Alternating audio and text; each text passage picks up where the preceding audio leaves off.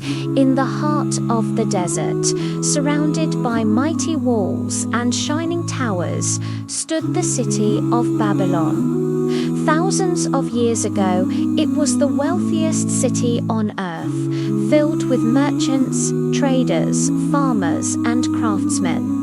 But even in this land of gold and riches, most people struggled with the same problem we face today: how to earn money, how to keep it, and how to grow it.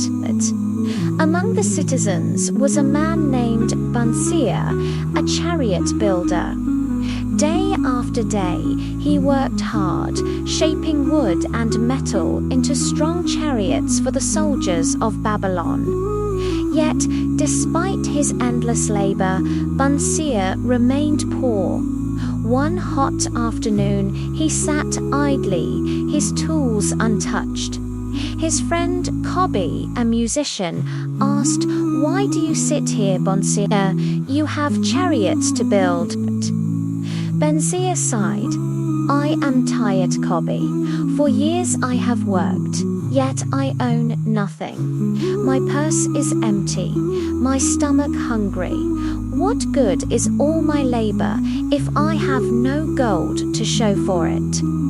Together, the two friends lamented their struggles. Then Kabi said, "Let us go to Akkad, the richest man in Babylon. Perhaps he will tell us how he gained such wealth." So they visited Akkad. Akkad welcomed them warmly. "I was once like you," he began.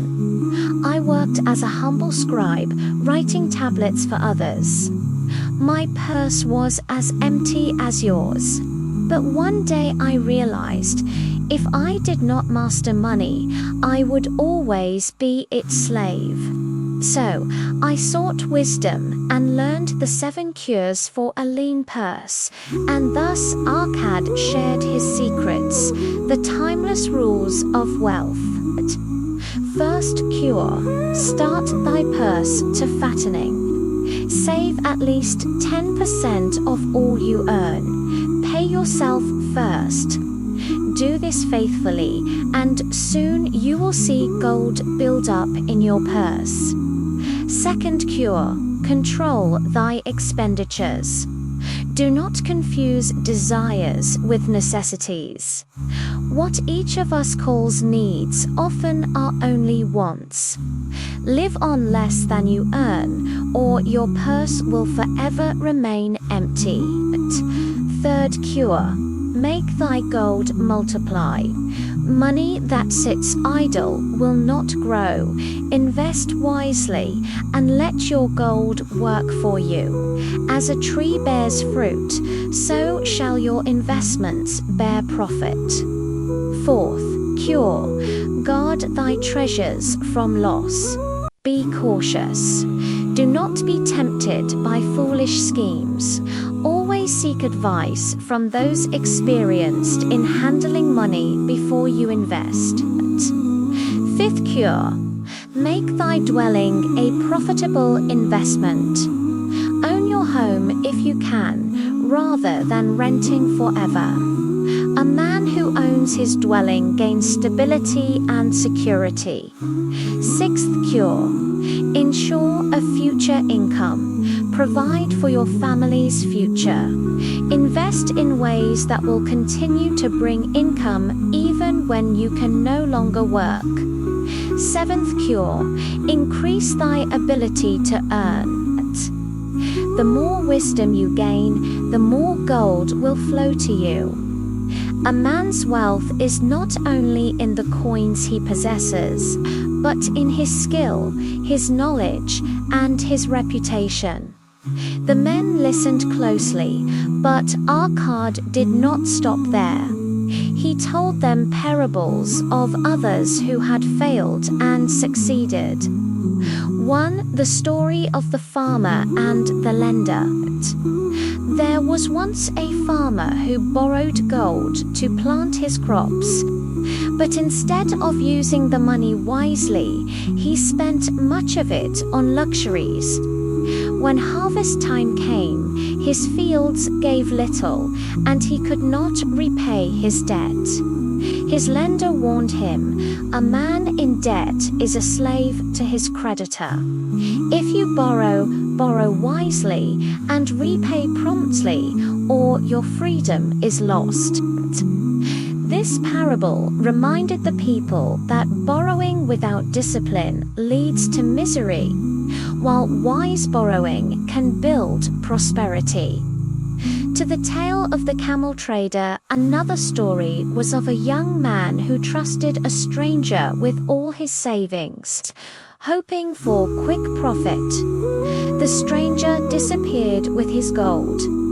Broken-hearted, the man asked Arcad what lesson he should learn. Arcad replied, "Better a little caution than a great regret. Trust not a man unfamiliar with the trade you seek. If you would invest in jewels, consult a jeweler. If you would invest in camels, speak to a camel trader. Always place your gold where it is safe." 3. The man who desired gold. Arcad also spoke of Dabasia, a man who once lived recklessly, wasting his money on pleasures until he fell into debt and slavery.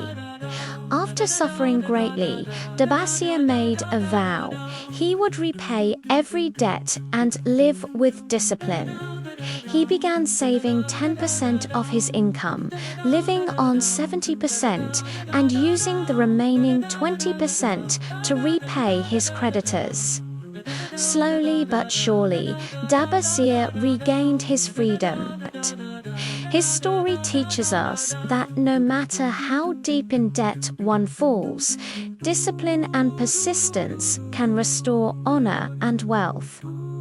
For timeless wisdom, by the end of Arcade's lessons, Bansia and Kobe understood wealth was not about luck, nor magic, nor chance. It was about rules, discipline, and wisdom. Thousands of years have passed since the walls of Babylon crumbled, but the wisdom remains alive. If you wish to grow wealthy today, the same laws apply. Save at least 10% of what you earn. Live below your means. Invest wisely. Protect your money. Prepare for the future. And never stop improving yourself. Wealth, Arcad taught, is not measured by how much you earn, but by how much you keep and grow. So, the next time you think about money, remember the lessons of Babylon. For the richest man in Babylon is not just a character of history, but a teacher for anyone willing to listen. If you enjoyed this story, don't forget to like, subscribe, and let me know in the comments what novel you'd like me to tell next.